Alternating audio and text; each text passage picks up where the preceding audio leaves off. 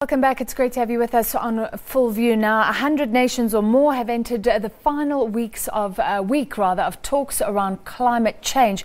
COP24, the conference is being held in Poland. Let's go to our reporter there on the ground in Poland, Maageketla Mohlabe. Maageketla, thank you for being with us. Just tell us what the stakes are here.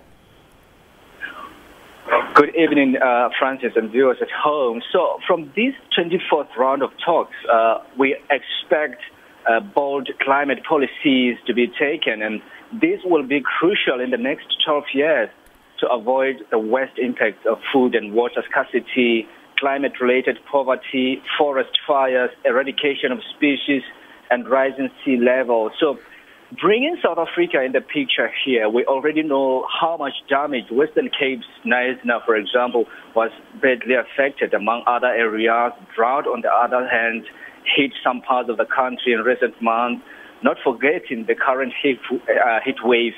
So at this stage, we understand that the talks have been tough, according to the leader of South African delegation, Minister of Tourism, Derek Hanekom, clearly indicating that the talks have really been tough in the sense that some other countries want to pull out from this Paris Agreement. And we will only know some of those reasons why they wanted to pull out tomorrow in the morning. But at this stage, talks have been undergoing, and we are expecting all things to be wrapped up this Friday. So the Paris Agreement in 2015, nations agreeing to bring down temperatures by 2 degrees by the middle of the century, but this is all about how to make it happen. Could the disillusionment possibly be with America, not interested currently? Well, that's basically what's been happening at this stage, and obviously 18 months ago we had President Donald Trump really indicating that he's not interested in this talk. So, of course, the delegation from the USA is also here, and they actually supporting that view by the U.S. president. And you'd recall also, Francis, that was last month's release of the Intergovernmental Panel on Climate Change, special report on global warming of 1.5 degrees Celsius. It has become even more apparent that current pledges fall short of limiting global warming to the objectives stated in the Paris Agreement.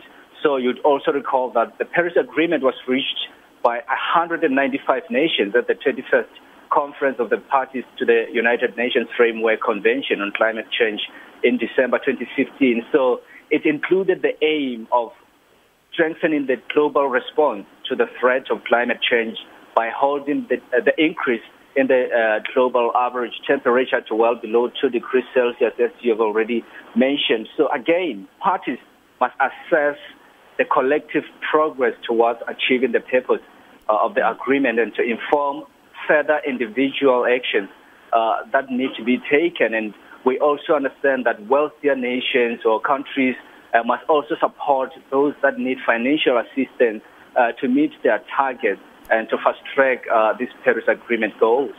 You said that South Africa is heavily invested. We know climate change affects Africa. Very briefly, what do our delegates want in terms of some sort of practical agreement?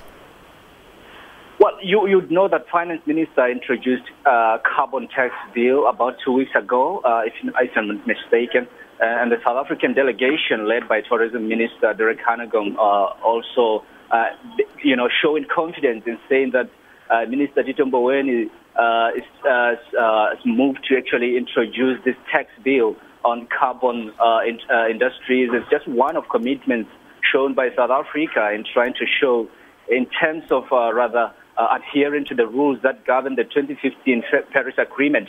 So they are also indicating the move by some of the industries to renewable energy and, of course, electric cars that have actually been taking the space in South Africa. So surely South Africa or South African delegation showing confidence in their efforts in trying to curb air pollution. And we know that just recently Greenpeace indicated or implicated Mpumalanga is one of the worst polluters in the world. So that's one of the concerns that this South African delegation has really shown on table, and they're saying that they will do their best to cap this air pollution. All right, thank you very much. From Katowice in Poland, Maageketla Mohlabe. And those COP24 negotiations, sounds like they're not going very well if several nations are thinking of pulling out of the Paris Agreement. That was in 2015. And this current negotiation round, all about enforcing what happened in Paris. So we'll find out more tomorrow when they announce why.